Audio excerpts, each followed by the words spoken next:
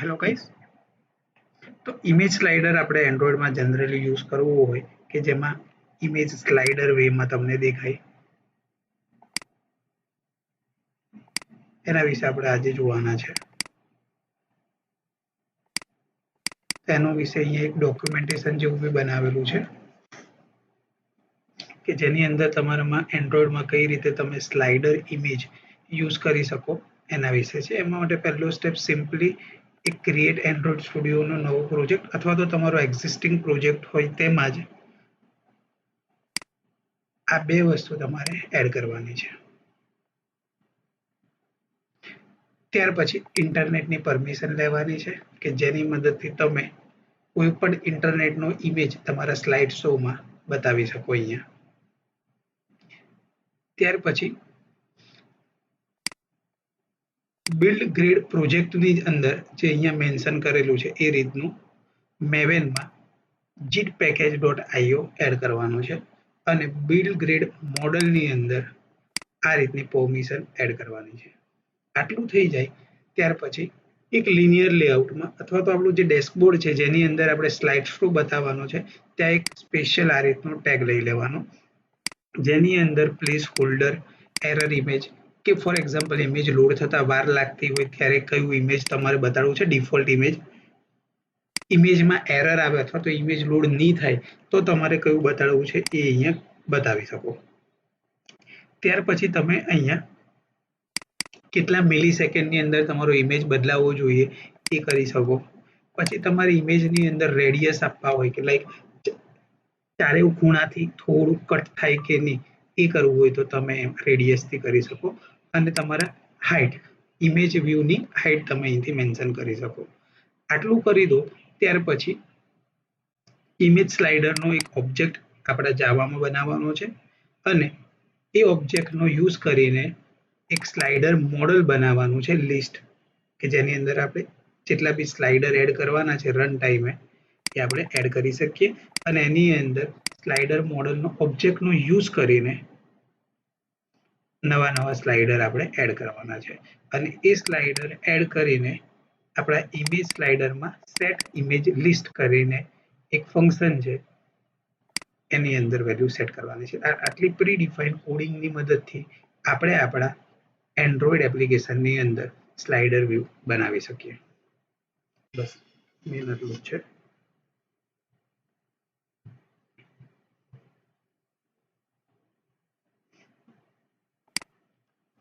તો આપણે એન્ડ્રોઈડ એપ્લિકેશનમાં જોઈએ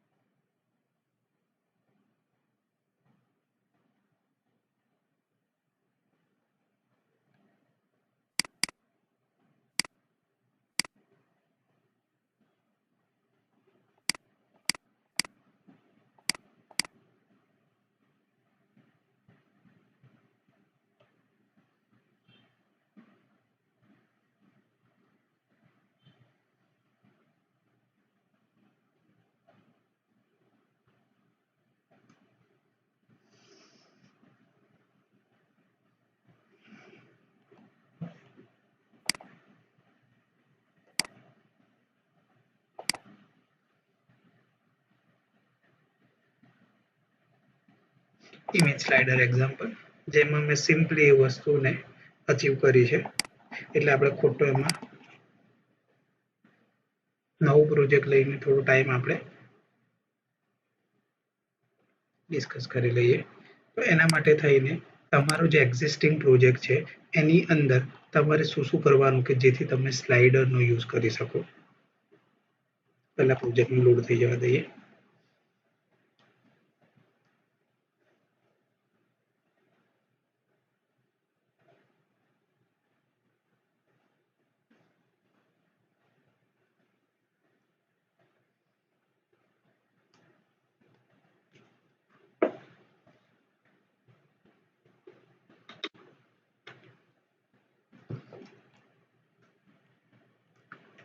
ઓકે, મેનિફેસ્ટની વાત કરીએ તો એન્ડ્રોઈડ મેનિફેસ્ટની અંદર તમારે તમારા પ્રોજેક્ટમાં ઇન્ટરનેટ નામની પરમિશન ના હોય તો નાખવાની.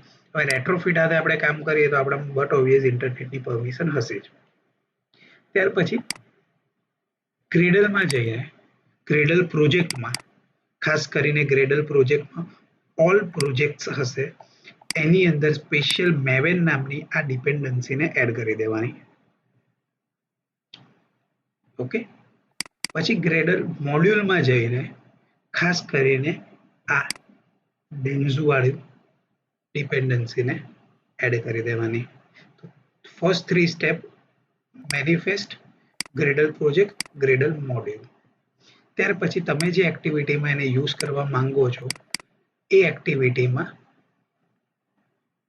XML ફાઇલની અંદર આ તમારી સ્લાઇડર ડેન્ઝો વાળું સ્લાઇડર એડ કરી દેવાનું કે જેની અંદર તમારે પ્લેસ હોલ્ડરમાં સ્પેસિફિકલી કલર બતાવવો હોય સ્પેસિફિકલી કલર બતાવી શકો અને જ્યારે ડેટા લોડ નહીં થાય ત્યારે કંઈક સ્પેસિફિક બતાવવું હોય તો બતાવી શકો. અને અહીંયા કોર્નર રેડિયસ આપ્યું હોય તો આપી શકો, અધરવાઇઝ નહીં આપો તો તમને રેડિયસ નહીં દેખાય. અહીંયા 0 આપો તો રેડિયસ નહીં આવે અને ડિપેન્ડ 5, 10, 15 જેટલી તમારે આપવી હોય તેટલી રેડિયસ આપી શકો. હવે જાવા સાઈડ ઇમેજ સ્લાઇડર, જે આપણે ઇમેજ સ્લાઇડર યુઝ કર્યો છે એનો ઓબ્જેક્ટ બનાવવાનો છે જાવામાં.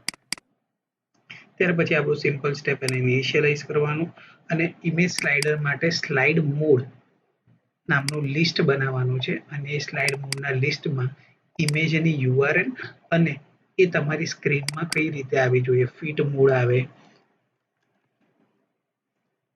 સેન્ટ્રલ ક્રોપ આવે, સેન્ટર ઇનસાઇડ આવે. આપણે જનરલી ફિટ યુઝ કરવાનું કે જેથી કરીને ઇમેજમાં ફિટ થઈ જાય. ઇમેજને જો તમારે ટાઇટલ આપવું હોય તો પહેલું ઇમેજ છે તે શેના માટે છે તો ભાઈ યુઝર્સ માટે, બીજું છે તે ફેકલ્ટી માટે, જે બી તમારી રીતે વોટ એવર તમારે આપવું હોય એ ડિસ્ક્રિપ્શન તમે આપી શકો. અને ઇન્ટરનેટની લોકેશન અહીંયા પાસ કરી શકો કે કઈ લોકેશન પરથી ઇન્ટરનેટની કઈ લોકેશન પરથી તમારે ઇમેજને લોડ કરાવવું છે. એટલા માટે જ આપણે ઇન્ટરનેટની પરમિશન રન ટાઈમે માંગતા હોઈએ. આ રીતે તમારે હરેક સ્લાઇડરને એડ કરવાના છે. ત્યાર પછી લાસ્ટમાં એ લિસ્ટ બની જાય પછી ઇમેજ સ્લાઇડરનો જે આપણો ઓબ્જેક્ટ છે એની અંદર સેટ ઇમેજ લિસ્ટમાં એ લિસ્ટ પાસ કરવાનું છે અને લિસ્ટમાં ડેટા કઈ રીતે દેખાય, પાછા fit as it is scalable, લિસ્ટની ટાઈપ બી કઈ રીતે દેખાય એ આપણે મેન્શન કરવાની છે. અને જેવું એને રન કરશું આપણે આપણને ઇમેજ સ્લાઇડ વ્યૂ આપણને જોવા મળશે.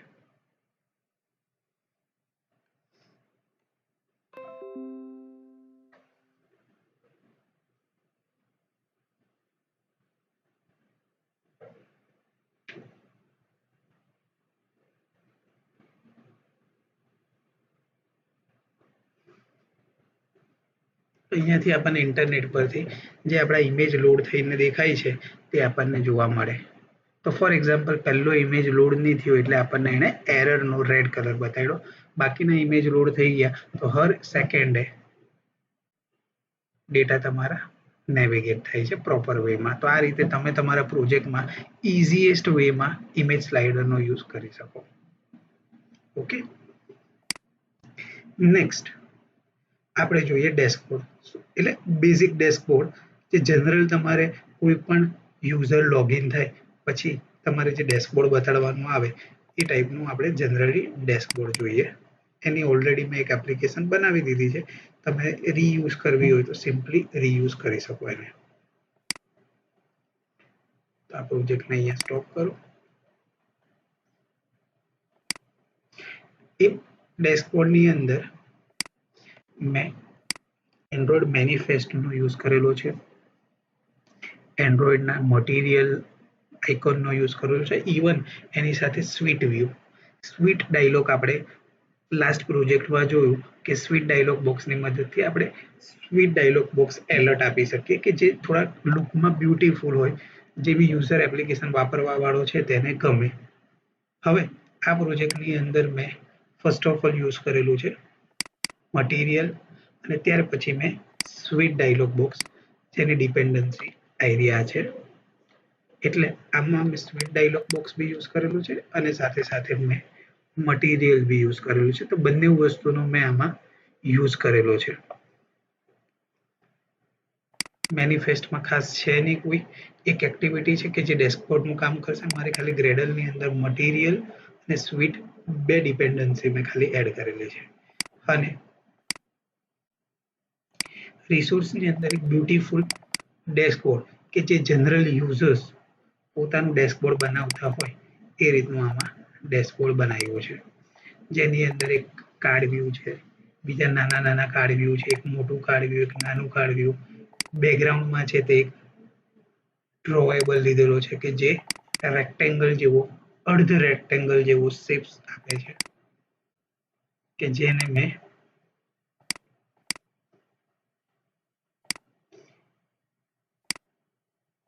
આ ઇમેજ વ્યૂ તરીકે યુઝ કર્યું છે. એક સ્પેસિફિકલી વ્યૂ તરીકે ઇમેજને યુઝ કર્યું છે. હવે એ ઇમેજને હું જો અહીંથી ખાલી કાઢી દઉં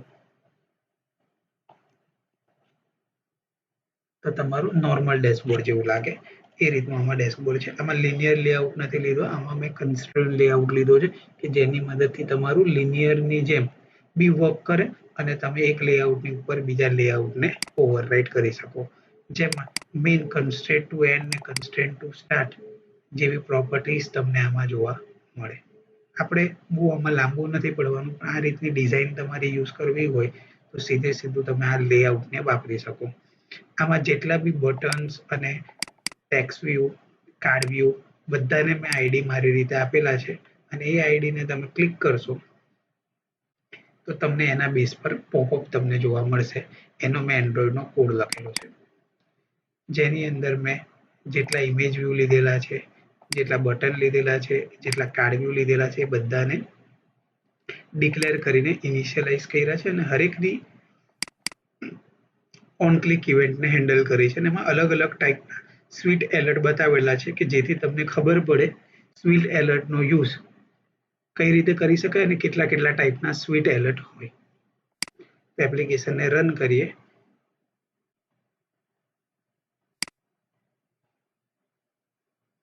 એક આ બ્યુટીફુલ ડેશબોર્ડ છે કે જે જેવું યુઝર લોગિન થઈને આવે તે ત્યારે એને એક આ ટાઈપનું ડેશબોર્ડ મળે. આ ડેશબોર્ડની અંદર અલગ અલગ બટનની ક્લિક ઇવેન્ટ પર અલગ અલગ ટાઈપના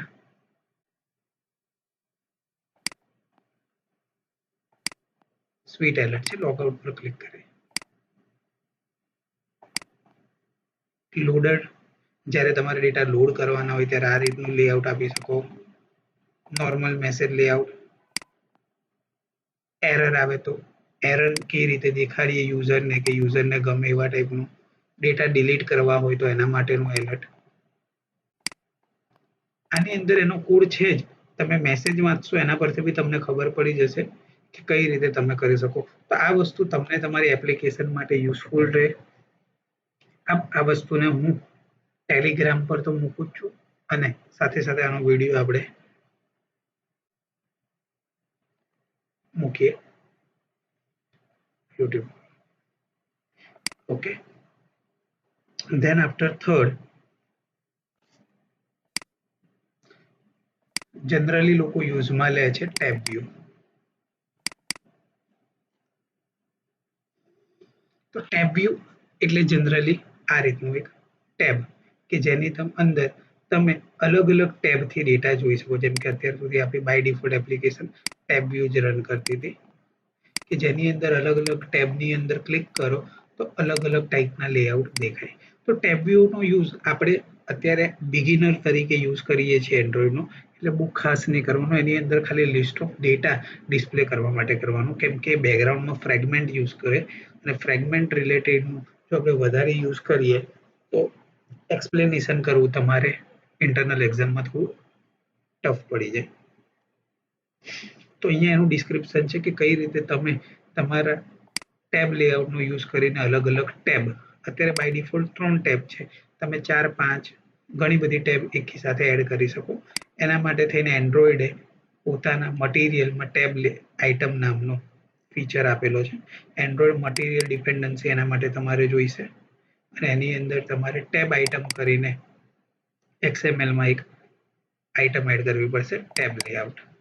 અને વ્યુઅર પેજ કે જે ટેબ બટન પર ક્લિક કરું, જેમ કે અહીંયા ટેબ લેઆઉટ આવે અને જે ટેબ પર ક્લિક કરું એ ડેટા મને દેખાડવા માટે મારે શું જોઈશે? વ્યુઅર જોઈશે કે જે ટેબ પર ક્લિક થઈ એના ડેટા એમાં ડિસ્પ્લે થવા જોઈએ. અને એ ટેબ પર એ ટેબને આપણે એન્ડ્રોઈડની મદદથી એડ કરશું. ટેબ લેઆઉટ અને વ્યુઅર પેજને ઇનિશિયલાઇઝ કરશું. ફર્સ્ટ તો ડિક્લેર કરશું, ઇનિશિયલાઇઝ કરશું. ટેબ લેઆઉટમાં અલગ અલગ ટેબ એડ કરશું અને એની આપણે ગ્રેવિટી સેટ કરીને એક એડેપ્ટર બનાવશું. ઓલરેડી બનાવેલું જ છે મેં મારા પ્રોજેક્ટમાં, એને એઝ ઇટ ઇઝ યુઝ કરવાનું. એ એડેપ્ટરનું કામ શું છે કે તમે 0 ટેબ પર ક્લિક કરો તો હોમ નામનું એક્ટિવિટી ખોલે, 1 પર કરો તો સ્પોર્ટ્સ વાળું, 2 પર કરો તો મૂવી વાળું. તો હવે અહીંયા આપણે 3 બતાવેલા છે, એ 3 દેખાય. અહીંયા તમારી નામ પ્રમાણે કે તો રિક્વાયરમેન્ટ પ્રમાણે તમે અલગ અલગ ફ્રેગમેન્ટ બનાવી શકો. હવે એક આ સિમ્પલ હોમ ફ્રેગમેન્ટ કઈ રીતે બનાવવાનો એના માટેનું એક્ઝામ્પલ છે. હોમ ફ્રેગમેન્ટ લેવાનો, એનો કન્સ્ટ્રક્ટર બનાવવાનો અને એના ઓન ક્રિએટ વ્યૂ પર fragment.home નામની XML ફાઇલ બનાવવાની. એટલે શું છે, હર વખતે જ્યારે આપણે એક્ટિવિટી બનાવતા ત્યારે એન્ડ્રોઈડ આપણી માટે શું બનાવી દેતો હતો? એક્ટિવિટી અને XML. તો હવે જ્યારે ફ્રેગમેન્ટ આવે ત્યારે આપણે એની ફ્રેગમેન્ટની જાવા ફાઇલ અને ફ્રેગમેન્ટની XML ફાઇલ આપણે જાતે બનાવવી પડે. એના માટે એન્ડ્રોઈડ સ્ટુડિયો આપણને સપોર્ટ નહીં કરે. તો એન્ડ્રોઈડની ફ્રેગમેન્ટની જ્યારે જાવા ફાઇલને બધું બનાવવાનું આવે ત્યારે સિમ્પલી જાવામાં જઈને ક્રિએટ ન્યૂ ક્લાસ અને એને એક્સટેન્ડ કરી દેવાનું ફ્રેગમેન્ટ, અને એ ઓન ક્રિએટ વ્યૂ નામની મેથડને ઓવરલોડ કરે. એટલે જેવું તમે એક્સટેન્ડ ફ્રેગમેન્ટ કરશો એટલે ઓન ક્રિએટ મેથડ ઓવરલોડ કરવાનું કહેશે અને એની અંદર તમને કહેશે કે તમારે ફ્રેગમેન્ટની અંદર કયો વ્યૂ જોઈએ છે. તો આપણે મેન્શન કરી દેવાનું કે મને આ વ્યૂ એની અંદર જોઈએ છે અને એની XML ફાઇલ બનાવવાની કે જેની અંદર તમારા લિસ્ટ ઓફ ડેટા ડિસ્પ્લે થાય. અહીંયા હું ખાલી અત્યારે ટેક્સ્ટ ડેટા ડિસ્પ્લે કરું છું એટલા માટે. હવે જેવી રીતે હોમ છે તેવી રીતે અહીંયા સ્પોર્ટ્સ છે તો સ્પોર્ટ્સ, જેવી રીતે અહીંયા મૂવી છે તો અહીંયા મૂવી. એ રીતે તમે તમારી રીતે n નંબર ઓફ બનાવી શકો ને અહીંયા જેમ જેમ મૂકો, પહેલાની પોઝિશન 0, બીજાની 1, ત્રીજાની 2, ચોથાની 4, એ રીતે તમારી રીતે ફ્રેગમેન્ટને એડેપ્ટરને યુઝ કરીને કરી શકો. તો સીધું આ જ કોડિંગને તમારે યુઝ કરી દેવાનું છે કે જેથી કરીને તમે સિમ્પલી આ વસ્તુને સમજી શકો. હવે ફ્રેગમેન્ટનો આપણે કોડ જોઈ લઈએ કે જેથી આપણને થોડું ક્લિયર થઈ જાય ફ્રેગમેન્ટ કઈ રીતે, ટેબ વ્યૂ, નેવિગેશન વ્યૂ આપણે કઈ રીતે બનાવી શકીએ.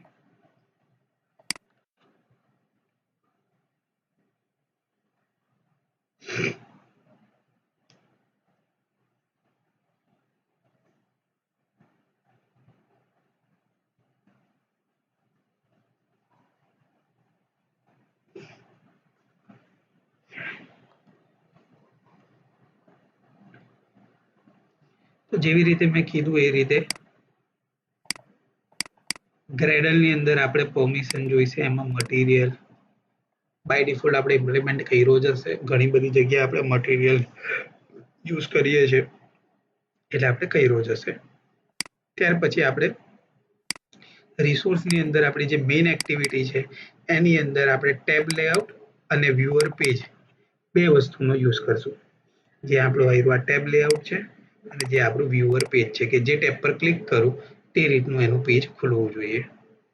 હવે મેઇન વસ્તુ જે જાવા સાઇડ છે એ આપણે જોઈએ. જાવા સાઇડ આપણે મેઇન એક્ટિવિટી કે જેની અંદર ટેબ લેઆઉટ અને વ્યુઅર પેજ લીધું, પછી બેને ઇનિશિયલાઇઝ કર્યા. ટેબ લેઆઉટની અંદર અલગ અલગ લેઆઉટને એડ કરી દીધા, જેમ કે અહીંયા હોમની બદલે ટેબ 1, ટેબ 2 અને ટેબ 3 એવું કરી શકીએ. અને ટેબ 4 કરવી હોય તો અહીંયા ટેબ 4 બી કરી શકીએ.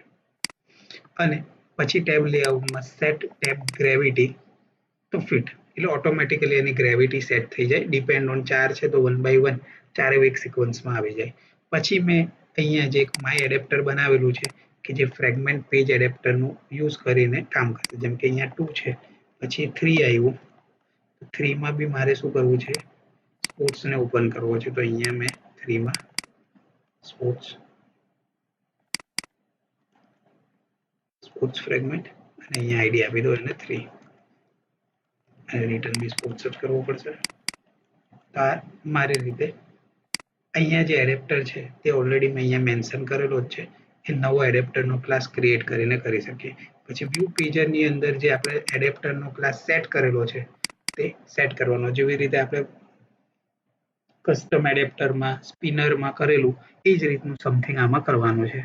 પછી ઓન પેજ ચેન્જ લિસનર, એટલે જ્યારે બી કોઈ સ્પેસિફિક પેજ ચેન્જ થાય ત્યારે શું કરવું જોઈએ, તો એ ટેબ છે એ ટેબની પોઝિશન લઈને એના માટે આપણે વ્યુઅર પેજની અંદર એ ટેબ ખોલાવીએ અને ટેબ લેઆઉટ પર એના પર જ્યારે બી કોઈ સ્પેસિફિક આઇટમ પર સિલેક્ટ કરીએ તો વ્યુઅર પેજના સેટ કસ્ટમ આઇટમ કરીને એની જે પોઝિશન હશે તે આપણે સેટ કરાવશું. તો આ બે વસ્તુના કોમ્બિનેશનથી આપણે કોઈ ટેબ પર ક્લિક કરીએ તો એ ટેબ પર જે બી કન્ટેન્ટ હોય તે આપણને ડિસ્પ્લે કરવાનું કામ કરશે. અને એ કન્ટેન્ટ આપણે જે જોયેલો હતો હોમ ફ્રેગમેન્ટમાં, હોમ ફ્રેગમેન્ટ એક્સટેન્ડ ફ્રેગમેન્ટ,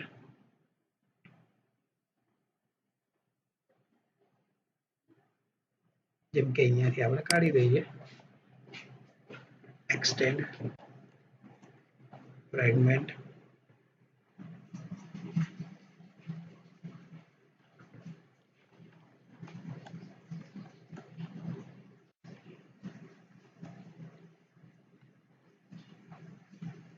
ત્યાર પછી એનું કન્સ્ટ્રક્ટર,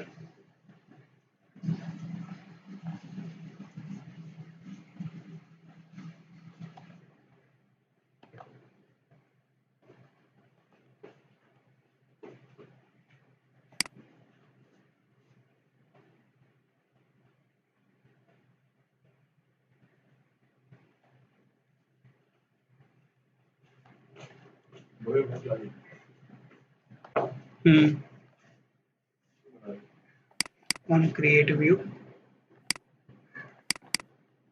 container, ठीक है કેટલી વાર કરવું છે, હું કામ કરવાનું, અને એનું કન્સ્ટ્રક્ટર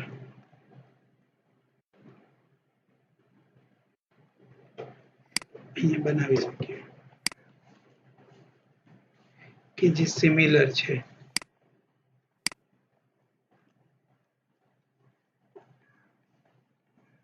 આપણે જે પ્રીવિયસ મૂકેલું હતું એના જેવું. ક્રિએટ વ્યૂ ઇન્ફ્લેટરની અંદર આપણે પોતાનું ઇન્ફ્લેટર બનાવીને હોમ ફ્રેગમેન્ટ કરી શકીએ. Movie fragment same, sports fragment બી સેમ, ખાલી અહીંયા ફ્રેગમેન્ટના નામ બદલાય. On create view activity achieve થાય અને એક્સટેન્ડ ફ્રેગમેન્ટ કરવાનું હોય. પોતાનું કન્સ્ટ્રક્ટર અત્યારે બાય ડિફોલ્ટ બધું આપણે ડિફોલ્ટ રાખીએ છીએ કેમ કે ખાલી ટેક્સ્ચ્યુઅલ ડેટા જ બતાડવા છે. હવે રન કરીએ